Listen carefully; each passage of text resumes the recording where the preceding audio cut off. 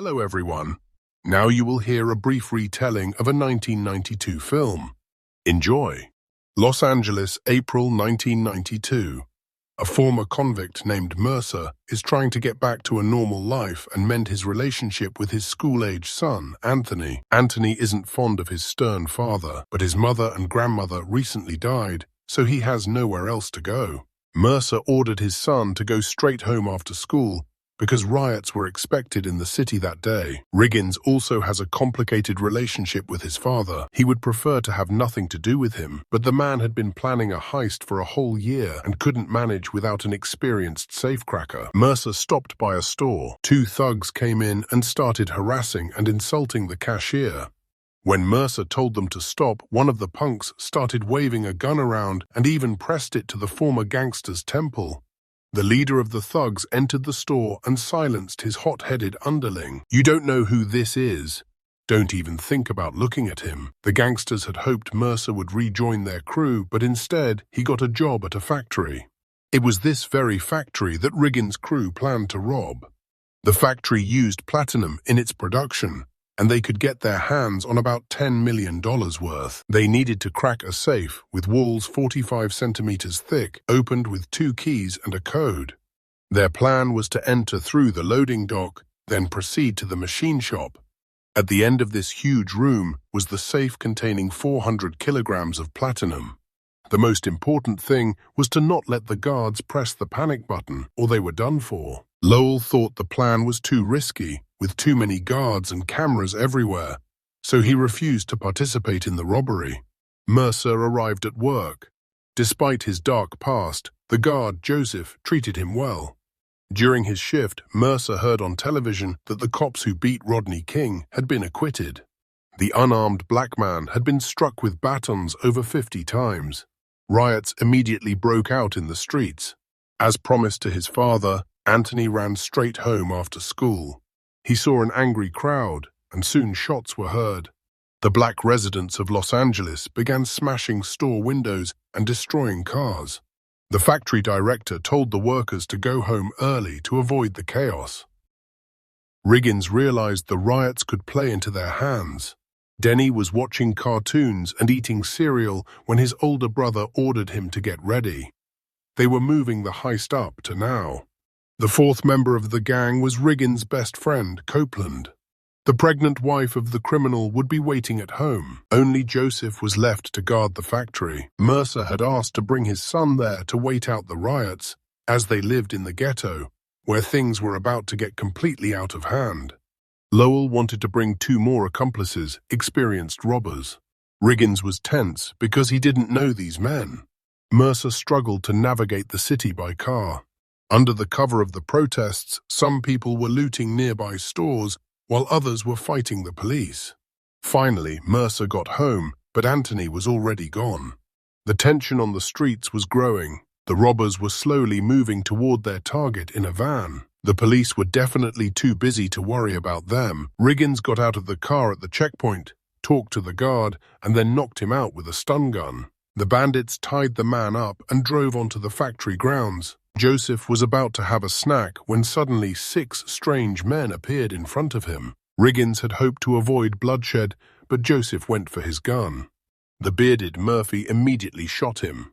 Riggins lunged at Murphy, and they started pointing their guns at each other, but Lowell ordered them to cool it and get back to work. Denny was feeling uneasy. It grew dark outside. Mercer was searching everywhere for his son. A gangster acquaintance offered him a gun, and to have some fun with them, but Mercer refused. All hell was breaking loose around them. Meanwhile, the gang was working efficiently. They drove a forklift to the safe, which carried all the necessary equipment. It was time to crack this steel box.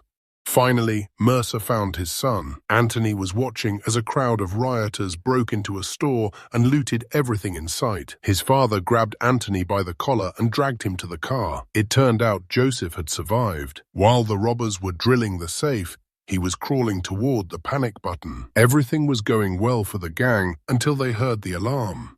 Another massive metal box began to descend from above the safe.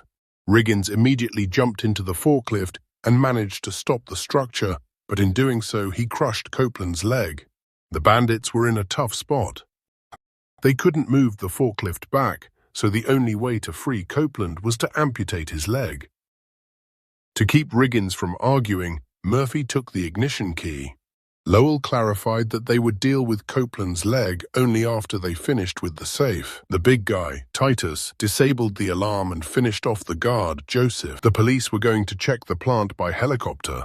Mercer and his son were also heading there. The riots showed no signs of stopping. Anthony was restless in the car. The kid also wanted to participate in the protest. He was so angry at those white cops. His father told him not to be stupid, pointing out that in moments like these, people don't think about the consequences and end up destroying their own neighborhoods. Father and son then saw two thugs trying to carjack a white couple. The boy could have been shot at any moment, but Mercer intervened and brutally beat the two men. He returned to the car and headed for the plant. The work on cracking the safe continued.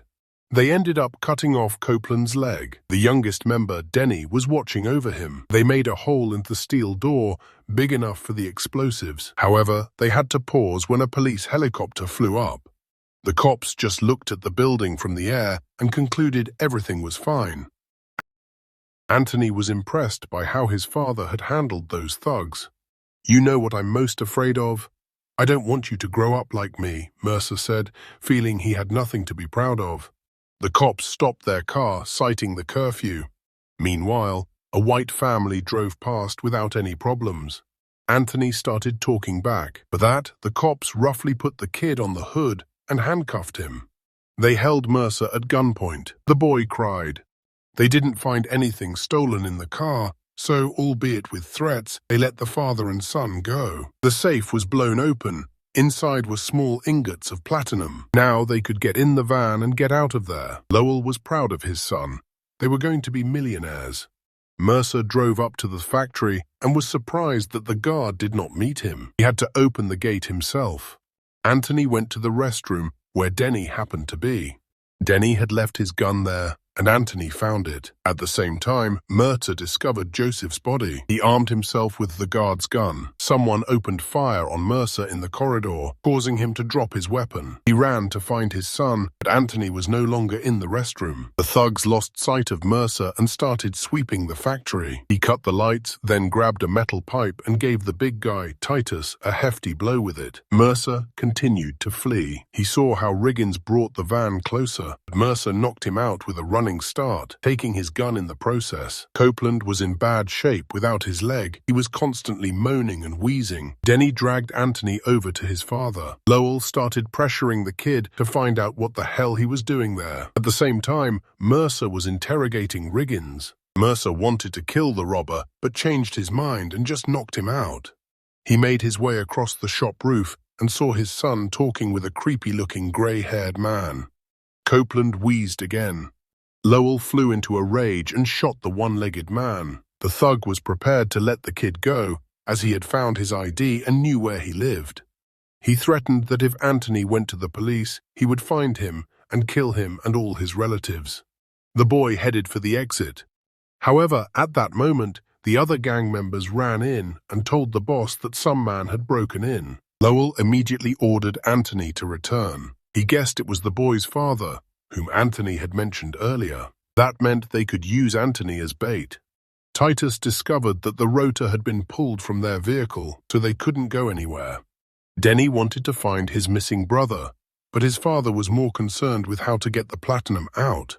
He ordered his accomplices to load the precious metal into the vehicle anyway. Mercer tried to attract the attention of the police helicopter flying past the factory again, but instead, Murphy spotted him and attacked from behind. The bearded man started beating the worker, demanding he return the rotor. The big man knocked the gun away, and a fight broke out. Murphy hit Mercer with an iron pipe, but Mercer was the first to get to the gun and shot the criminal. His body fell down to the other bandits below. Mercer returned to Riggins and began chastising him for not living by the thieves' code. "Your man got hurt, and you just finished him off." That's how Riggins learned that his father had killed his best friend. The bandits were destroying evidence. Riggins revealed that his father was a complete psycho. "It's a miracle your son is still alive. But he's a witness to a murder now, so he's done for." Lowell held a gun to the boy and made him beg his father to save him. Then he offered to exchange his son for Mercer's son, plus the rotor, of course. Riggins warned Mercer that his father couldn't be trusted. He would kill both Riggins and Anthony. During the exchange, Titus first took the rotor and carried it to the van. When the vehicle started, Lowell was already preparing to kill the boy.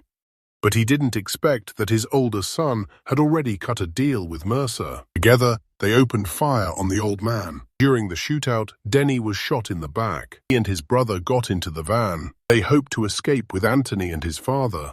As Mercer was opening the gate, the bandits almost caught up with them. Lowell, of course, didn't care about his sons. He wanted the platinum loaded in the van. Denny needed to get to a hospital urgently, but then his father ordered Titus to shoot at them.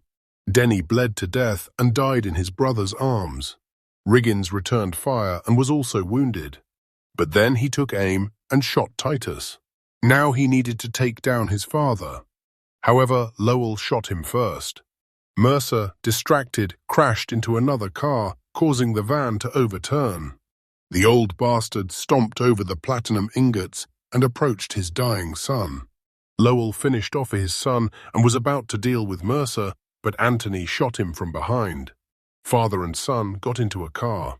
Anthony looked at the pile of corpses and sobbed. Finally, they drove home.